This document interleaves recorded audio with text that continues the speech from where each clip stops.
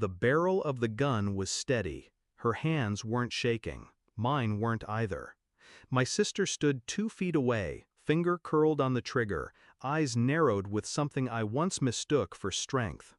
"Sign the papers," she hissed, voice brittle with rage, "or else." Our father sat in the corner, silent, watching. His silence was louder than the gun. I looked at her, then at him, and I smiled. "Look at this," I whispered, sliding my phone across the table. Her eyes flicked down, she went pale. 5 seconds later, there was a loud bang. It wasn't always guns and threats. Emily used to climb into my bed when thunderstorms shook the windows. She'd clutch my hand and whisper, "Don't let go," and I never did. I carried her through heartbreaks, through failed jobs, through every mess she made of her life. Dad called her fragile, Mom called her sensitive. I called her my sister. But fragility curdles into envy, and envy, left to rot, turns into greed. When Mom died, the will split everything evenly: the house, the business shares, the inheritance. Fair, balanced. But fair wasn't enough for Emily. Not when Dad whispered into her ear, convincing her that I was stealing, manipulating, controlling.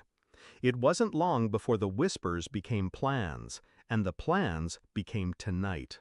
The first crack was small. I overheard them once, Dad and Emily in the study. His voice low, hers sharp.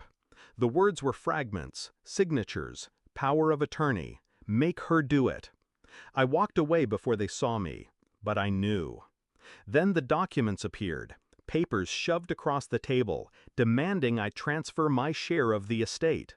The language was neat, polished, dripping with legal poison. I refused.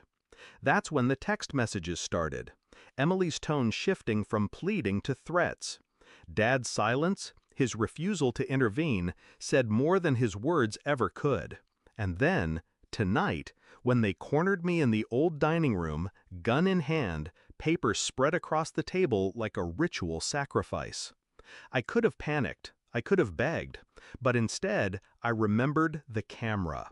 The tiny lens I'd installed in the chandelier 2 weeks earlier, after that overheard conversation. It recorded everything, every threat, every whisper, every loaded weapon pointed at my chest. And not just recorded, it streamed, straight to a secure drive, straight to my lawyer, straight to the police.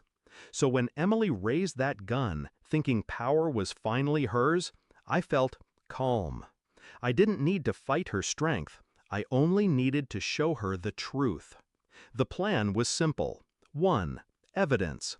Every threat she texted, every document she tried to shove into my hands, every word Dad whispered, I had it all, backed up. 2. Exposure. The moment she pulled that gun, the recording went live.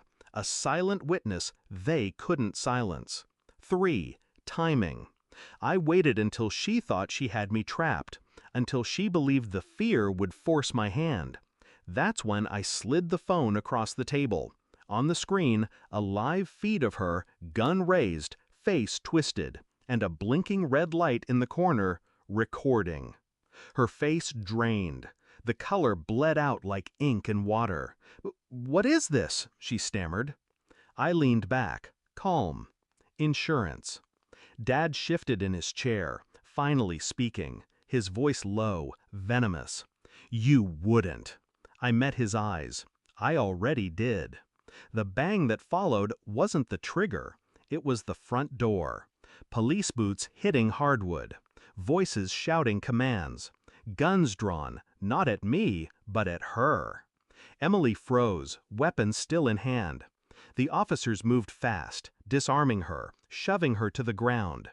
Dad's protest died in his throat when they read out the charges. Assault, coercion, conspiracy. And me? I didn't move, didn't flinch, didn't smile this time. I just watched. Watched as the people who had once been my protectors realized they had been outplayed, step by step, by the very person they thought was weak. Later, when the house was empty and quiet again, I sat alone at the table. The papers were still there, unsigned. The pen lay beside them, useless.